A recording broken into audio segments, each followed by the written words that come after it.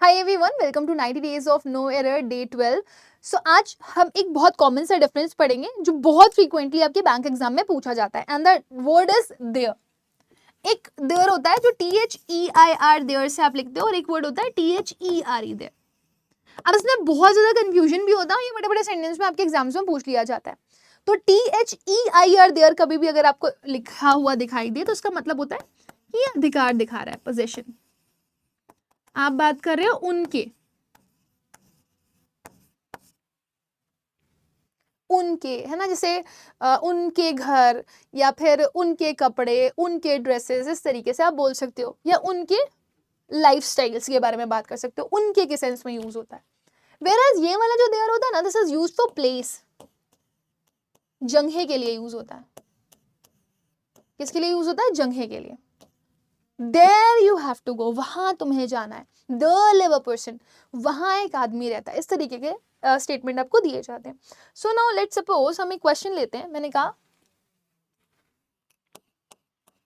They have dash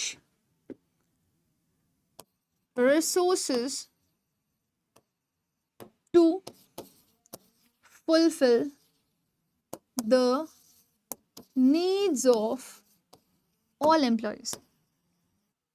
उनके पास उनके खुद के रिसोर्सेज हैं, ठीक है ना, जिससे वो फुलफिल कर सकते हैं सारे एम्प्लॉयज की नीड को।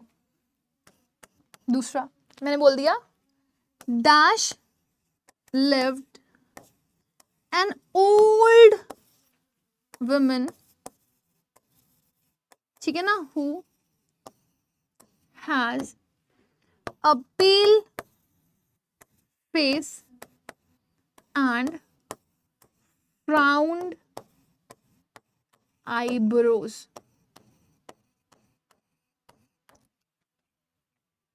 ठीक है, so this is the first question and this is the second one।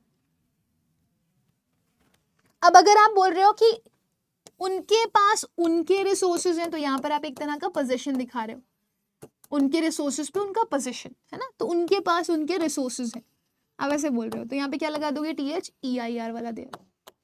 Whereas if I have written the sentence, वहां एक बूढ़ी औरत रहती थी, ठीक है ना, जिसका पेल फेस है और वो फ्राउंड आईब्रोज भी लिए हुई है, इस तरीके से आप बोल रहे हो। सब यहाँ पे क्या लगा दोगे? There lived। पास्ट में लिख रहे हो ना, तो पास्ट ही लगा दो। There lived an old woman who had a pale face and frowned eyebrows। I hope ये clear है अच्छे से। Now I am going to give you two questions related to THEIR there and THERE there। मुझे answer करके बताना। मैंने बोला dash are lots of requirement for the settlement